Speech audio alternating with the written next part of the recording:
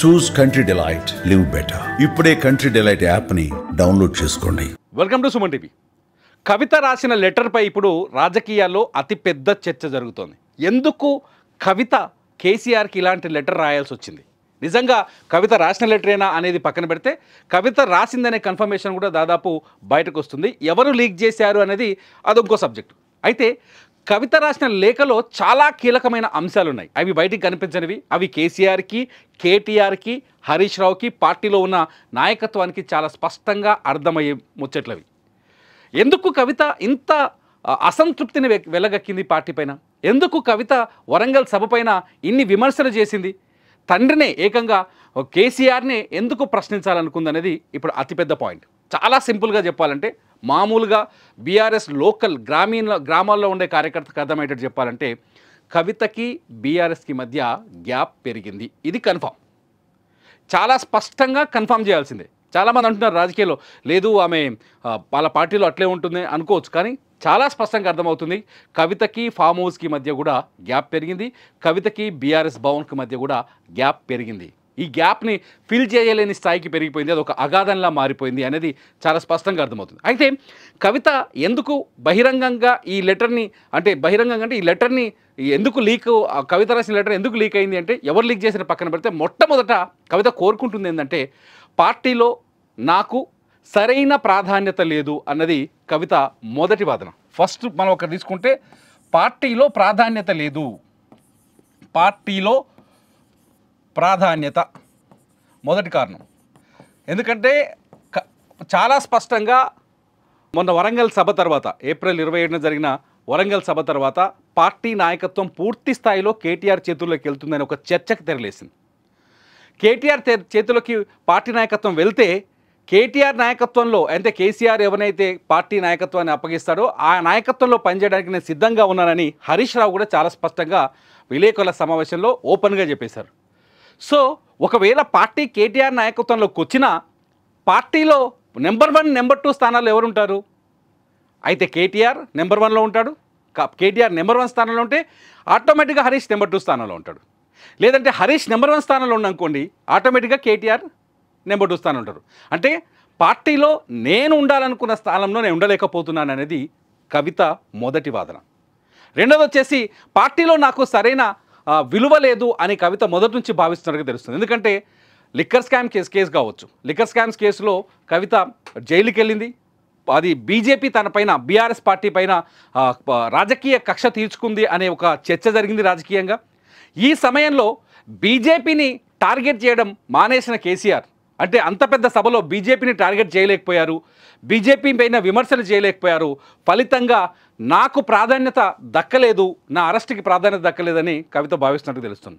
అంతేకాదు, పార్టీ కోసం నేను జైలుకి వెళ్తే, పార్టీ కోసం నేను ఎంత పెద్ద త్యాగం చేస్తే, కనీసం నన్ను ఒక పెద్ద ర్యాలీ లాగానో లేకపోతే బెయిల్ వచ్చిన రోజు కొంత గౌరవంగానో తీసుకొచ్చే ప్రయత్నం చేయలేదు అని కవిత అసంతృప్తిగా ఉన్నట్టుగా కొంత సమాచారం ఉంది. అంతేకాదు, ఆ రోజు తిహార్ జైలు నుంచి కవిత విడుదలైన తర్వాత ఆమె ఒక ప్రెస్ మీట్లో బీజేపీని సవాల్ చేస్తూ కొన్ని వ్యాఖ్యలు చేసింది. ఈ వ్యాఖ్యల్ని విన్న తర్వాత కేసీఆర్ కవితని మళ్ళీ ప్రెస్ మీట్ పెట్టొద్దు, ఇప్పట్లో మీరు నేరుగా హైదరాబాద్ వచ్చేయండి అని చెప్పేసి కొంచెం ఘాటుగానే ఆదేశించినట్టు తెలిసింది.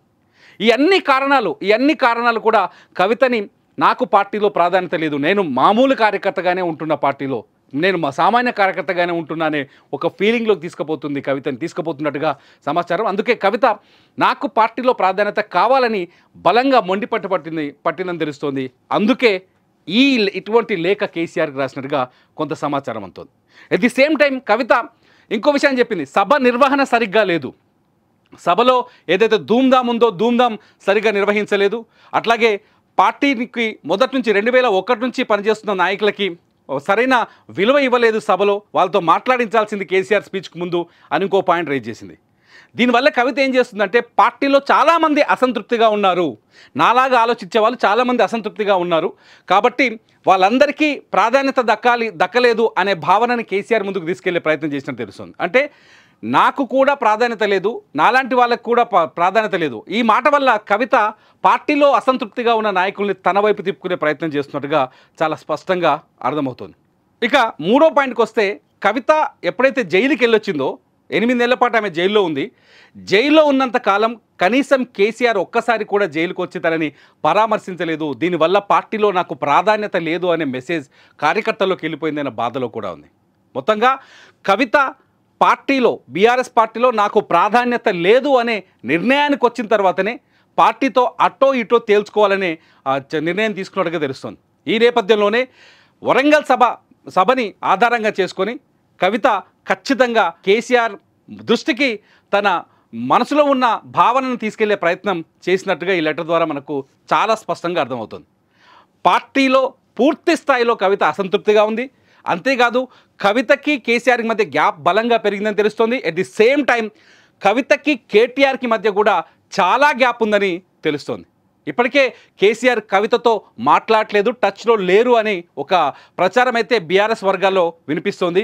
ఎట్ ది సేమ్ టైం కేటీఆర్కి నాయకత్వ బాధ్యతలు వస్తే నేను సహించేది లేదు అనే భావనతో కవిత కూడా ఉన్నట్టుగా కొంత చర్చ జరుగుతోంది. ఏది ఏమైనా బీఆర్ఎస్ పార్టీలో పుట్టిన ఈ ముసలం మాత్రం ఇంకొంచెం పెరిగి పెద్దదయ్యే అవకాశాలు చాలా స్పష్టంగా కనిపిస్తున్నాయి. మొత్తానికి కవిత అధినాయకత్వాన్ని వ్యతిరేకిస్తోంది అనే విషయం బయటకు వచ్చింది ఆ లేఖ ద్వారా. అట్ ది సేమ్ టైం కవిత తనకు ఒక ప్రాధాన్యమైన చాలా కీలకమైన పార్టీలో కీలకమైన పొజిషన్ని కోరుకుంటున్నట్టుగా కూడా అర్థమవుతుంది. ఎందుకంటే కవిత కొన్ని రోజులుగా పార్టీతో సంబంధం లేకుండా, పార్టీ నిర్ణయం లేకుండా తెలంగాణ జాగృతి పేరుతో కొన్ని కార్యక్రమాలు చేస్తోంది. చాలా స్పష్టంగా బీసీ కులగణన పైన అందరికంటే ముందే మొన్న కేంద్రం బీసీ కులగణన గురించి ఒక ప్రకటన చేయడంతో, కులగణన గురించి ప్రకటన చేయడంతో అందరికంటే ముందే కవిత స్పందించింది. చాలా విషయాల్లో పార్టీ వాయిస్ లాగా కవిత స్పందిస్తూ వస్తుంది. తన ఉనికిని తను చాటుకునే ప్రయత్నం చేస్తూ వస్తుంది. ఈ నేపథ్యంలోనే కవిత పార్టీలో చాలా స్పష్టంగా అర్థం చేసుకో, పార్టీలో ఒక కీలకమైన స్థానం కోసం కవిత ఈ పోరాటం చేస్తుందని తెలుస్తుంది. అయితే ఈ పోరాటాన్ని కేసీఆర్ క్షమిస్తారా, అర్థం చేసుకుంటారా, క్షమిస్తారా, లేకపోతే ఆమెకు ప్రాధాన్యతను ఇస్తారా లేదా అనేది ఇప్పుడు అతిపెద్ద ప్రశ్నగా మారుతుంది. మీరేమనుకుంటారు? కవిత పార్టీలో సముచితమైన స్థానంలో ఉన్నారా లేరా? అందుకే కవిత ఈ నాయకత్వంతో విభేదిస్తున్నారా? కేటీఆర్ని పార్టీకి పూర్తి స్థాయి నాయకుడిగా మార్చే విషయంలో కవిత అసంతృప్తిగా ఉందని మీరు భావిస్తున్నారా? ఒకవేళ మీ ఆలోచన ఎలా ఉందో ఈ వీడియో కింద కామెంట్ చేయండి. చూస్తూనే ఉండండి సుమన్ టీవీ.